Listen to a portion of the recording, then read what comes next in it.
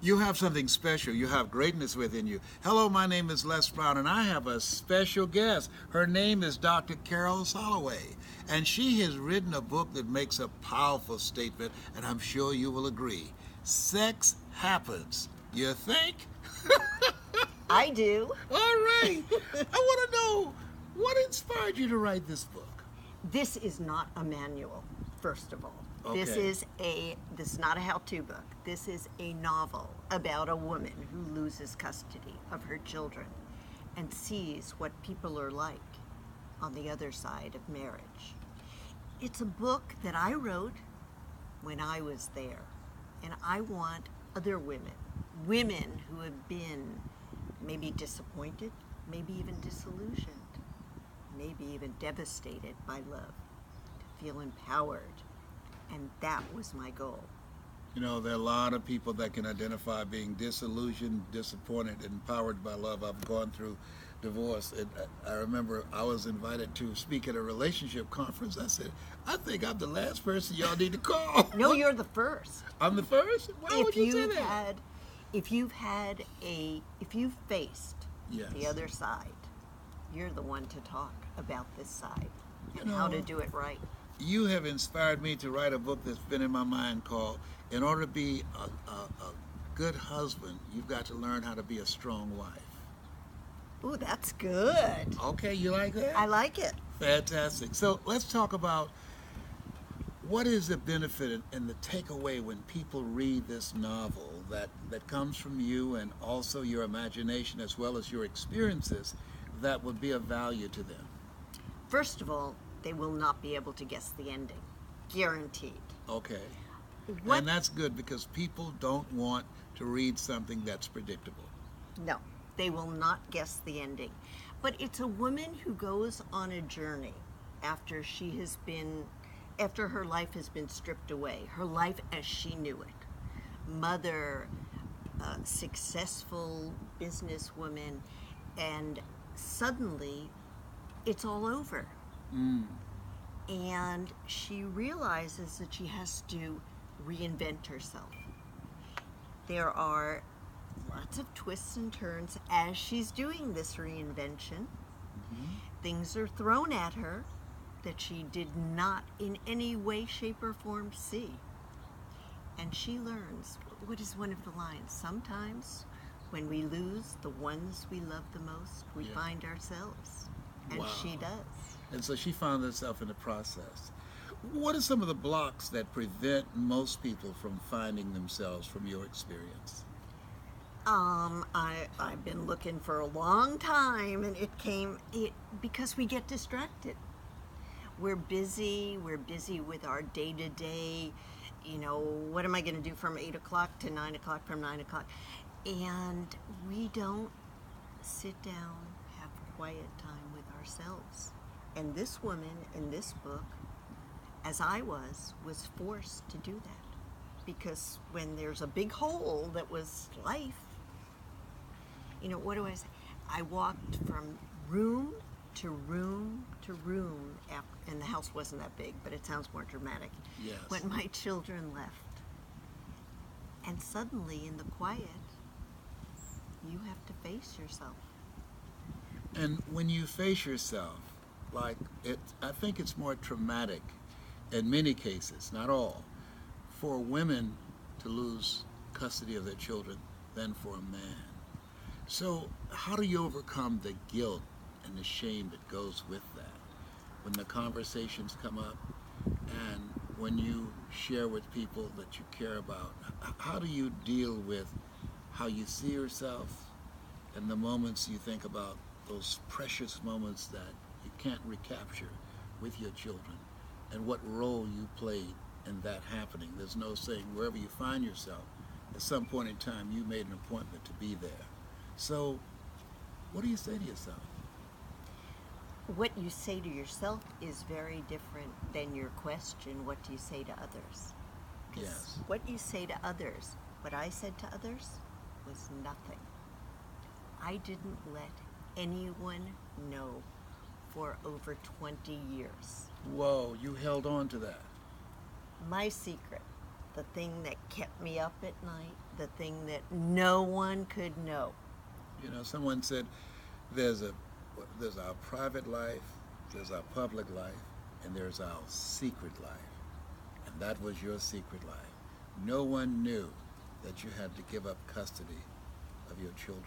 I'd make up stories. I could do a great Thanksgiving dinner in my mind, and I had even the recipes prepared. I would not tell anyone. So the secret conversation that you had with yourself, when Carol looked herself in the mirror, what did she say to herself? There was a lot of guilt. Why didn't I fight? Because I didn't have any money. I was blindsided when I lost custody. There was no legal. I signed the paper. Couldn't afford an attorney. No way. And it was, why did I do that? Why did I allow him to tell me it was going to be okay, that the children were going to stay with me, and then suddenly the children were going? You know, And the where tables was would I? turn, and you were still staggering from the divorce and all the stuff that happens. I was going to chiropractic school. I had nothing in my name. No, a $10,000 student loan was all mine, and nothing in my name. And we just moved to California. I was So you swimming felt upstream. you felt helpless in the face of this, and you made some decisions then that you would not have made in a different state of mind. Oh, never, never. I wasn't in a state of mind. I was out there. Out there, knocked out on your feet by life. You know, there's sometimes that life can stagger you. When I went through divorce and I was diagnosed with cancer, and my mother died from breast cancer, and my best friend died waiting on a liver transplant, I paused. And I surrendered to life, and I wasn't myself for a long period of time. It took me some time to come to a level of awareness, to connect with myself. And you're saying it took you 20 years to develop the courage to be transparent and to share with people who knew you and those who did not what you went through. Oh, well, I didn't share anything until the book. Until the book. Until the main character lost custody of her children, very differently from my story. I went to the courthouse and watched the proceedings, because there's a court battle that is so poisonous it threatens to be murderous in the book. But I did not tell anybody until the book came out, and people started asking me, is this your story? Which it isn't. It's much more exciting than my story. Okay. And it was only then, which was November, that I started telling people. Okay, now let me ask you this, because during that time that your husband had custody of your children, did you maintain a relationship with your children? I'm not talking about the book, I'm talking about you now. Oh, I sometimes have trouble separating. Yes, I understand. No, That's why I'm being clear. I don't. I understand. Yes, I had a good relationship with them as permitted. In other words, I took them every other weekend. I wasn't told when the parent-teacher conferences, but I participated as much as I You were was allowed to. to. What was your relationship with your former husband? Did you all have an amicable relationship, or was it a combative or toxic relationship? Beyond toxic. Beyond it, at another level. At We're talking another about toxic level. on steroids. Okay, all It right. still is. So, but let's get back to the book now. So, in this book, this character, she goes through a variety of experiences. And what will be some of the takeaways if you had to crystallize your thoughts on the takeaways? Because this is not just a book for women. It's for anybody that would enjoy a novel that will not just be entertaining and engaging, but also enlightening. So what are some of the breakthroughs, the enlightening breakthroughs that this journey that this woman is on, and from your imagination, that will take people to another place within themselves? One is that someone wrote her sex life was much better. Gotcha. Because the woman does find a partner where she can sort of rebuild her who she is as a woman, because it was destroyed. But the main takeaway is really, when life throws us things that we don't expect, if we go really, really deep down, there is a possibility and a probability and a promise that we can do it, that we can be someone who can make a difference in the world. And the third thing? The third thing is enjoyment. That you can go on somebody else's journey, walk in somebody else's footsteps, and learn.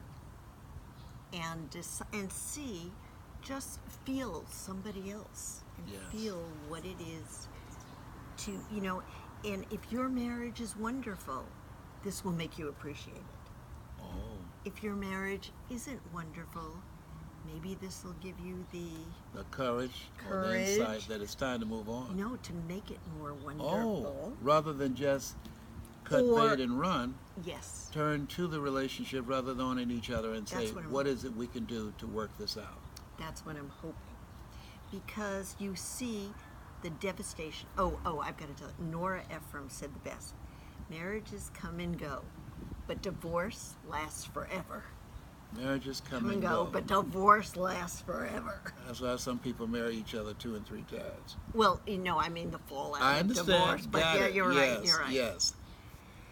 Sex Happens. It's a book that's intriguing, it's entertaining, it's interesting, it's thought-provoking, and it's transformative. Dr. Carol Soloway.